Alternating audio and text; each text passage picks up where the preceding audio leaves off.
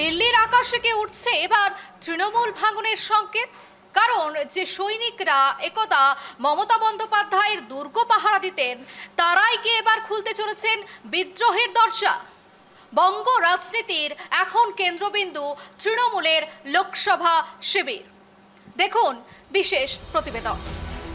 বিধানসভার পর এবার লোকসভাতেও ভাঙনের জোরালো ইঙ্গিত ঘিরে তোলপাড় রাজ্য রাজনীতি।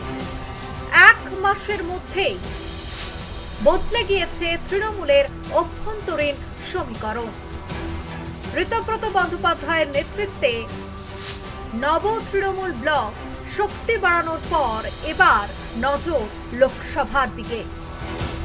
সূত্রের খবর, বারাসতের সাংসদ কাকলি ঘোষ দস্তিদারের নেতৃত্বে একদল বিক্ষুব্ধ সাংসদ সোমবার সরাসরি লোকসভা স্পিকার ওম বিড়লার দরজায় কড়া নাড়তে পারেন। তাদের আপত্তি, লোকসভায় অভিষেক বন্দ্যোপাধ্যায়ের নেতৃত্ব মেনে নিতে নারাজ একাংশ। সোমবার দিল্লিতে ইন্ডি জোটের বৈঠকে যোগ দিতে থাকবেন মমতা বন্দ্যোপাধ্যায় এবং অভিষেক বন্দ্যোপাধ্যায়। সেদিনই প্রকাশ্যে আসতে পারে দলের অন্দরের ফাটল। বর্তমানে লোকসভায় তৃণমূলের সাংসদ সংখ্যা 28।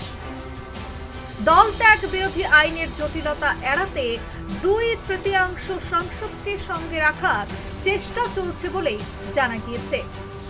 কারা রয়েছে কাকলির পাশে? পার্থ ভৌমিক, অসিত মাল, ইউসুফ পাঠান, জগদীশ চন্দ্র বর্মা, বসুনিয়ার নাম ঘুরছে রাজনৈতিক মহলে। শোনা যাচ্ছে দলের একাধিক সেলিব্রিটি সাংসদও নীরবে বদলে ফেলছে শিবির। রাজনৈতিক মহলের দাবি, এতদিন মমতার ঘনিষ্ঠ মুখ হিসেবেই পরিচিত ছিলেন যারা, তাদের একাংশই এখন নতুন সমীকরণের কেন্দ্রে। বিক্ষুব্ধ শিবিরের সংখ্যা 18-তে পৌঁছতে পারে বলেও সূত্রের দাবি। যদিও ঋতব্রত বন্দ্যোপাধ্যায় জানিয়েছেন এই বিষয়ে তার সঙ্গে কেউ যোগাযোগ করেননি। অন্যদিকে বিজেপির রাজ্য সভাপতি শ্রমিক ভট্টাচার্য দাবি করেছেন তৃণমূলের কারোর সঙ্গে তাদের কোনো যোগাযোগ নেই। এখন প্রশ্ন উঠছে, এটা কি শুধুই ক্ষোভের বার্তা, নাকি তৃণমূলের অন্দরে মহাযুদ্ধের সূচনা? নজর থাকবে এখন সোমবার লোকসভায়।